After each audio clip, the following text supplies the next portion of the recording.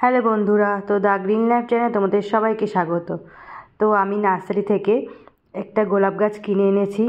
তো সেই গাছটাই আজকে আমি বসাবো। আর তার জন্য এই গোলাপ গাছের জন্য কী ধরনের মাটি আর কি দরকার সেটাই আমি আজকে প্রস্তুত করে দেখাবো। তো আজকে গোলাপ গাছের মাটিও তৈরি করব, আর কীভাবে আমি গাছটা বসাবো সেটাই কিন্তু তোমাদেরকে দেখাবো। তো দেখো, এক এক করে আমি দেখাচ্ছি। তো দেখো, আমি প্রথমেই ভার্মি কম্পোস্ট নয়, কিচেন কম্পোস্ট আর কি, আমাদের বাড়িতেই আর কি তৈরি করা আর কি কম্পোস্ট সার, তো সেটাই আমি নিয়ে নিয়েছি।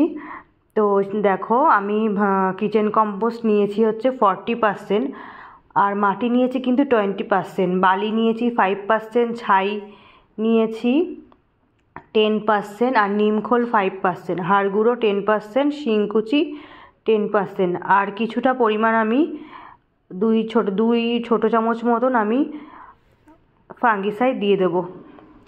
তো এই কটা উপাদান আমি মিক্স করে মাটিটা তৈরি করব। তো আমি আবার পরিমাণটা বলে দিচ্ছি।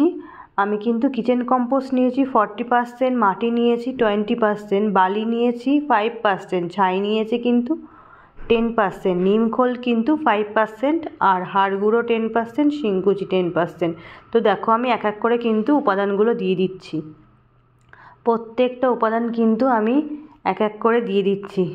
তো এই কটা উপাদান আমি মিক্স করে মাটিটা তৈরি করব। আর ফাঙ্গিসাইড কিন্তু আমি একদম ছোটো চামচে 2 চামচ দিয়ে দেবো।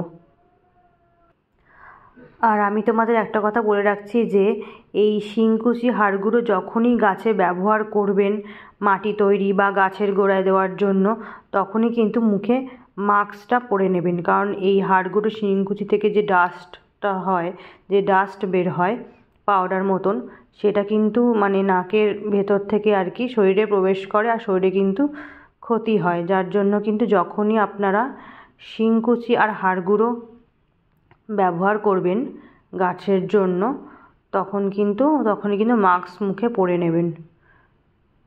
তো আমি এই প্রথম আর কি ব্যবহার করছি শিংকুচি হাড় গুঁড়ো, আমি মাস্ক পরে নিয়েছি। তো আমি মানে আর কি শুনেছি যে এই গোলাপ গাছের জন্য হাড় গুঁড়ো আর শিংকুচি আর কি খুবই উপকারী দুটি উপাদান। যার জন্য আমি গোলাপ গাছ কিনেছি বলে এই হাড় গুঁড়ো আর শিংকুচি কিনে নিয়েছি গোলাপ গাছের মাটি তৈরিতে ব্যবহার করার জন্য।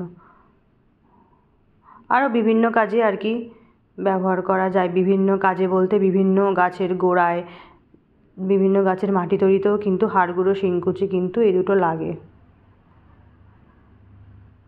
এবার আপনারা চাইলে ব্যবহার করতেও পারেন, নাও করতে পারেন, কিন্তু পার্মানেন্ট যে গাছগুলো আর কি, পার্মানেন্ট গাছের জন্য কিন্তু হাড় গুঁড়ো শিংকুচিটা কিন্তু খুবই মানে উপকারী আর কি।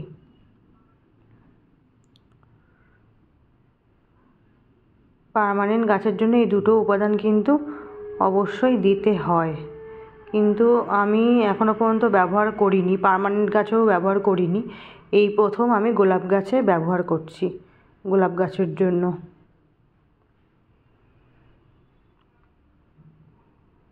তো দেখো, আমি ভালো করে মাটিটা মিক্স করে নিচ্ছি। যে কটা উপাদান আমি পরিমাণটা তোমাদেরকে বলে দিয়েছি, তো দেখো এই কটা উপাদান দিয়ে আমি মিক্স করছি মাটিটা।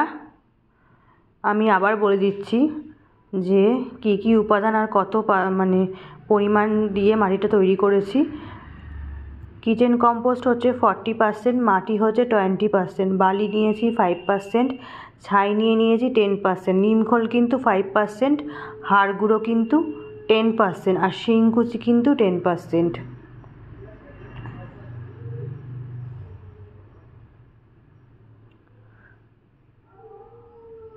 তো আমি এই গোলাপ গাছের ক্ষেত্রে আর কি মাটিটা মানে বাগানের সাধারণ মাটি আমি মানে খুবই কম ইউজ করেছি, 20% আমি দিয়েছি বাগানের সাধারণ মাটি, বেশি দিইনি। আর কিচেন কম্পোস্ট আর কি বেশি দিয়েছি, 40% দিয়ে দিয়েছি।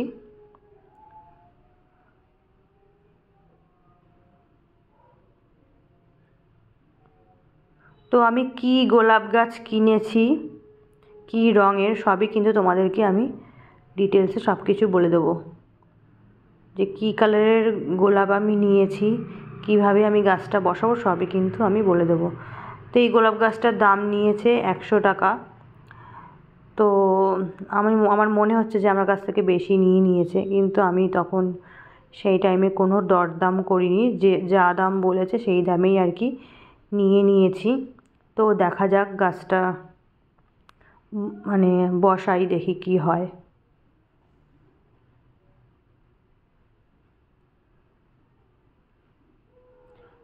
তো দেখো আমি ছাই দিয়ে দিলাম কিন্তু মাটির মধ্যে 10% মতন। কিন্তু গোলাপ গাছটার মানে আর কি কালারটা দেখে আমার ভীষণ পছন্দ হয়েছিল। অরেঞ্জ আর হালকা একটু রেড, এই দুটো কালার আর কি মিক্স করা কালার, মানে খুবই সুন্দর একটা মানে উজ্জ্বল কালার। তো যে কটা গোলাপ গাছ ছিল আর কি, তার মানে সব থেকে ওই কালারটাই বেশি উজ্জ্বল ছিল, তাই জন্য আমি ওই গোলাপ গাছটা নিয়ে নিলাম ওই কালারের। এরপর দেখো আমি একটা টব নিয়ে নিয়েছি। আমার আগের থেকেই টবে ছিদ্র করা রয়েছে, এটা পুরনো টব, এই টবটায় অন্য গাছ ছিল, তো গাছটা নষ্ট হয়ে গেছে, শুকিয়ে গেছে। তো আমি এটা মাটি আর কি গাছটা উঠিয়ে দিয়েছি দেখো, দিয়ে এবার আমি ওই গাছটা বসাবো এই টবে। দেখো তো গোলাপের কালারটা দেখে নাও, আমি কালারটা দেখো কত সুন্দর। একটা ফুল হয়েছিল, পুরো ফুটেছিল, তো সেই ফুলটা আমি ছিঁড়ে নিয়েছি, ছিঁড়ে একটা কাচের বোতলে আর কি জল ভরে আর কি সেই গোলাপটাকে রেখে দিয়েছিলাম। তো অনেক দিন গোলাপ ফুলটা আর কি ছিল, এখন শুকিয়ে গেছে। তো দেখো আরও একটা কড়ি এসেছে, আর সেরকম কড়ি নেই। গাছটার চেহারাও অতটা খুব যে ভালো তা নয়।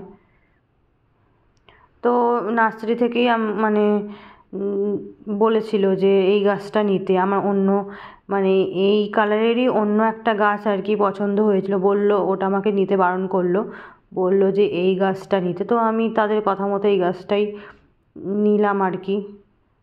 তো গাছটা দেখে আমার খুব একটা পছন্দ হয়নি, কিন্তু যাদের নার্সারি তাদের নিশ্চয়ই গাছের সম্পর্কে অনেক এক্সপিরিয়েন্স আছে আর কি, তো তারাই বললো আমাকে এই গাছটা নিতে দেয়। তো দেখা যাক কী হয় পরে। তো দেখো আমি টবে মাটিটা ভরে দিলাম, এরপর আমি গাছটা বসিয়ে দেবো।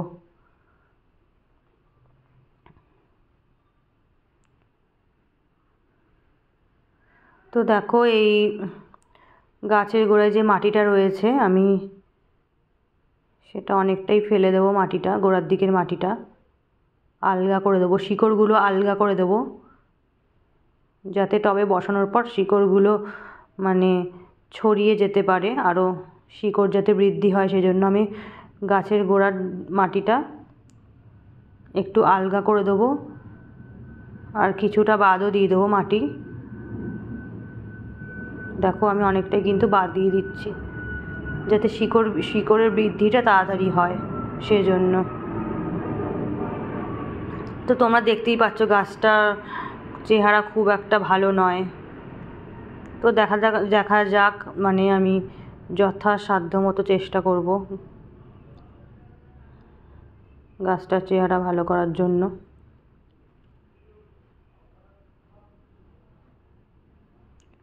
তো এই গাছটাতে দেখো একটা সাইডে 7 পাতার ডাল হয়েছে। তো দেখো ছোটো মতন একটা ডাল গজিয়েছে, কিন্তু সেটা 7 পাতা। তো আমি এই ডালটাও আর কি পরে কেটে ফেলবো, এখন নয়, কদিন পরে আমি এই ডালটা কেটে ফেলবো, নাহলে এই ডালগুলোতে মানে এই ফুলও সেরকম হয় না, হয় অবশ্যই হয় ফুল, বেশি হয় না, কিন্তু এই ডালগুলো মানে গাছের সমস্ত পুষ্টি আর কি নিয়ে নেয়, সেজন্য গাছের বৃদ্ধিও খুব একটা হয় না 7 পাতার ডাল থাকলে।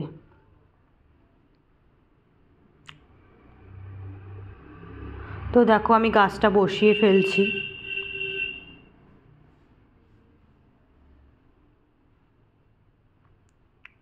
তো গাছটার পরিস্থিতি ভালো হলে আমি তোমাদের অবশ্যই আপডেট দিয়ে দেব। তো আজকের মতো এইটুকু, দেখা হচ্ছে নেক্সট ভিডিওতে। তো আমার ভিডিওগুলি যদি আপনাদের ভালো লেগে থাকে তো অবশ্যই লাইক, কমেন্ট, শেয়ার এবং সাবস্ক্রাইব করতে ভুলবেন না। আর এই ধরনের ভিডিও দেখতে চাইলে অবশ্যই